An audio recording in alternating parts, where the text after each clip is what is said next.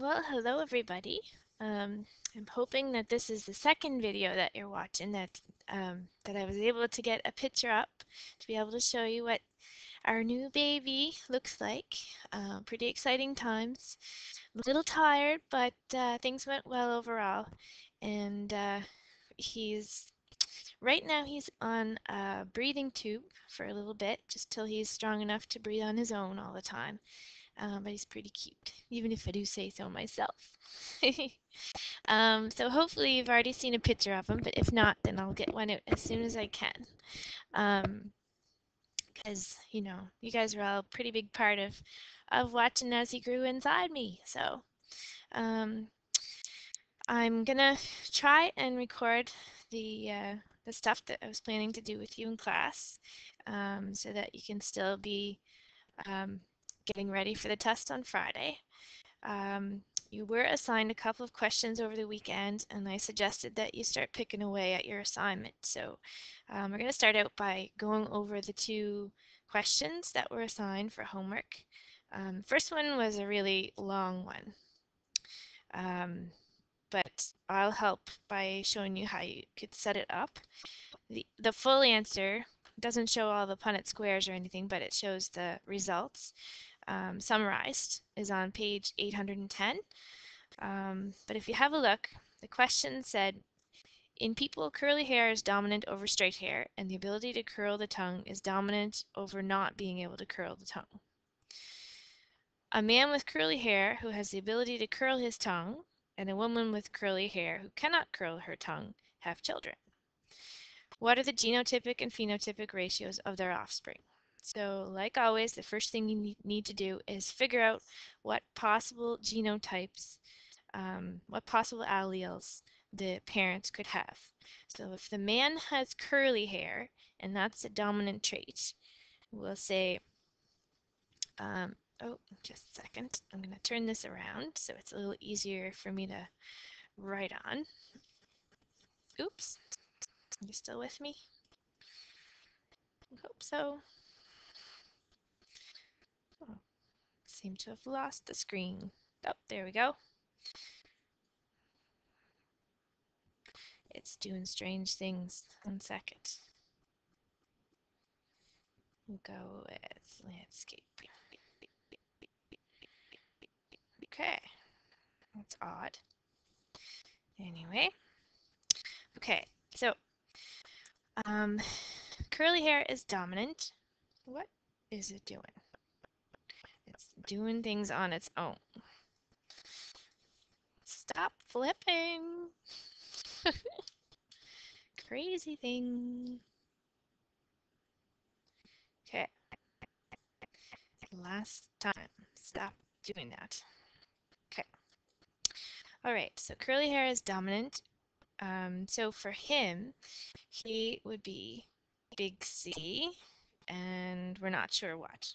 Okay, so he could be big C, or he could be big C, little c. He has the ability to curl his tongue, and it says the ability to curl the tongue is dominant over not being able to curl the tongue.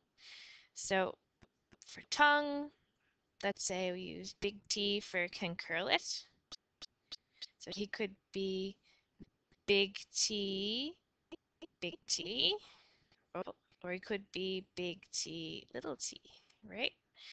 So this could be big C, big C, big T, little t, big C, big C, big T, big T, or we could have big C, little c, big T, big T, or big C, little c, big T, little t. So he has 4 possible genotypes.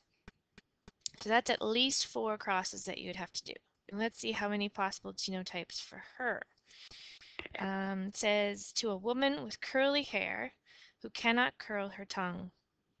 Okay, so if she has curly hair, she could be big C, or big C, little c. She cannot curl her tongue, so she'd be little t, little t. Okay, so if he has 4 possible genotypes and she has 2, then really you'd have to set up 8 different Punnett squares. Okay, so you'd have, for instance, this one by this one, and this one by this one. You'd have this one by each, and then you'd have each of these last two. Oops, by each of those. Okay, so you have 8 different Punnett squares that you'd have set up, and then figure out the phenotypic ratios. Okay, I'm not going to go over the problem entirely because it would take a long time and I don't have very much space on here right now. But you can look at the final results on page 810. It shows what the ratios are and everything. We can start by doing one because I know there are a few of you that weren't here last week. So if we did the first one, if we did this genotype for him by this genotype for her, we'd have big C, big C, big T here, and we'd have big C by little t, little t. Okay, so you'd look at the possible oop, gametes from each parent. So you'd have for all of his, they'd have to be big C, big T, right? So you could fill out the whole chart, but once you see certain patterns, you'll realize that you can save yourself some time. For her, hers is always going to be big C, little t. Okay, big C, little t for the whole thing. So really, all of their offspring would have big C, big T, little t. Okay, so you can save yourself some time for ones like this, where you see that their possible gametes are repetitive. Okay, so we'd say 100%. Hi, the nurse is coming in. 100% are curly hair. Oop, curly hair with the ability to curl their tongue.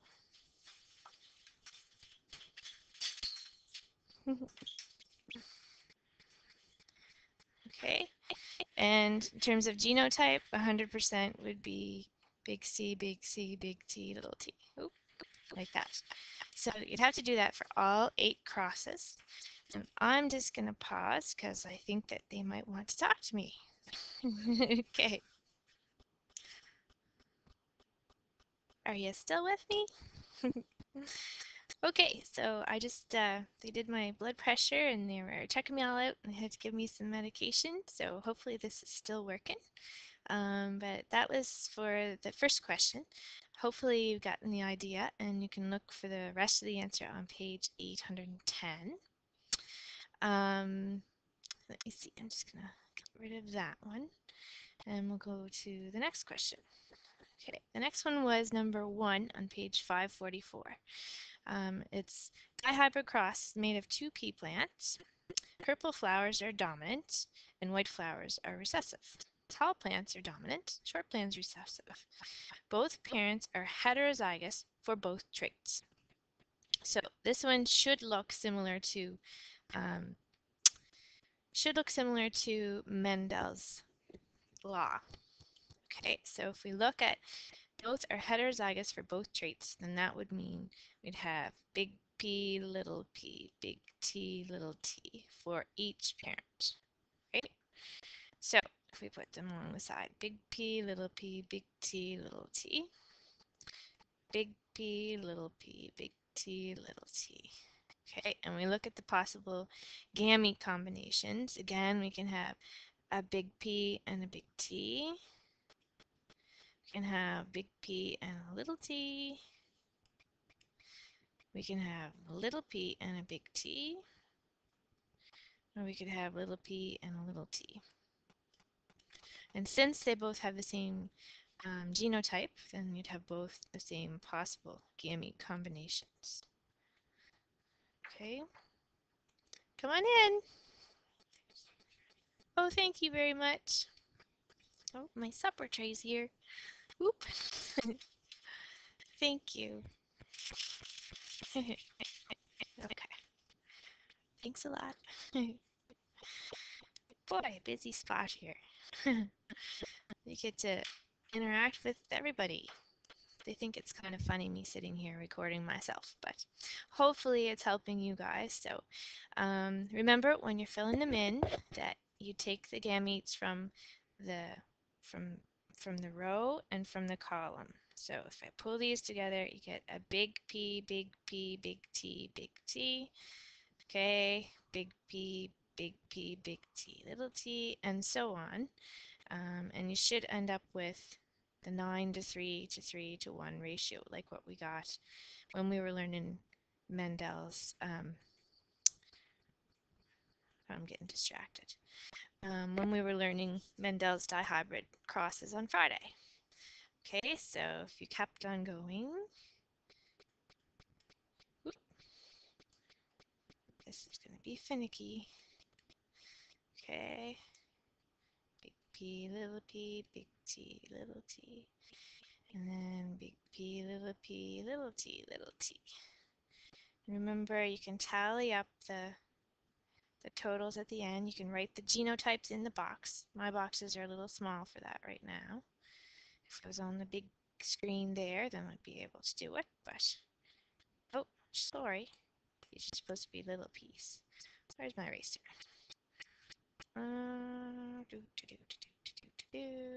Eraser. Wish you guys were here to show me where it is. Oh, nope, that's not working.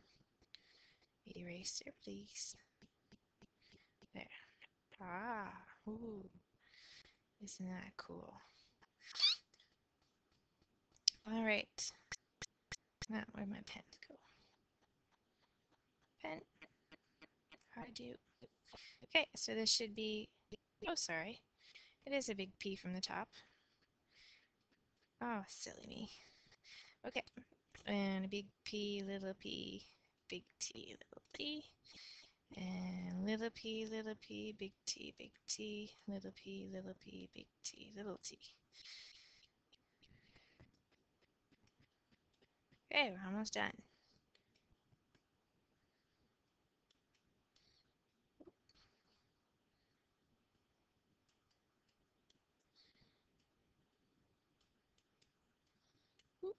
So we should have 9 that are purple flowers. What are you doing, silly thing? Purple flowers. So they're 9 purple and tall. 2, 3, which are purple and short, or short purple. 2, 3 that are white and tall. 2, 1 that are both recessive. That's supposed to be a ratio dots. Colon. Okay. To 1 that are white and short. Okay. So hopefully everyone got that ratio. So that's the answer for number 1. For tomorrow, in terms of the dihybrid crosses, I'd like you to try page 544. So page 544, numbers 2 and 3, I think. I don't have my book here, but I'm trying to go by memory for other questions I had assigned. Okay, so that's the answers from the homework. I might stop there, and okay, that one will be going over tomorrow. No, I guess we'll keep going and do the test cross on this same video. Okay, so when we talked about the monohybrid process, and we had a parent who we were wondering about their genotype, if they were homozygous dominant or if they were heterozygous dominant for certain traits, then we did what was called a test cross. And to do that, we mated it with an organism, or its mate would have both was recessive for that trait. Okay, It's going to be the same kind of thing here, but in this case, we're dealing with two traits. Okay, so we'd have, if we look, this is just kind of summarizing the results that you might see. I think we'll do one together. Um, let's see. So here's one we can do together, and this should be on your slides. Okay, suppose you were trying to find out what genotype a certain pea plant is, so you'd know to use for future crosses. It has purple flowers and wrinkled seeds. Use a test cross to show the possible ratio of phenotypes in the offspring. So you look and you figure out, okay, purple flowers and wrinkled seeds. So purple flowers, it could be big P, or big P, little p. Wrinkled seeds would be little r, okay, for round or wrinkled. Round is dominant. Okay, so it says use a test cross to show the possible ratio of phenotypes. So when you do a test cross, it would be, you have to do it for the two traits together, and the one that you're crossing it with has to be recessive for both traits. So we'd have the one parent would be little p, little r, okay? The one that is in question is going to be big P, little r, or big P, little r. Oh, one sec. I think I have somebody at the door.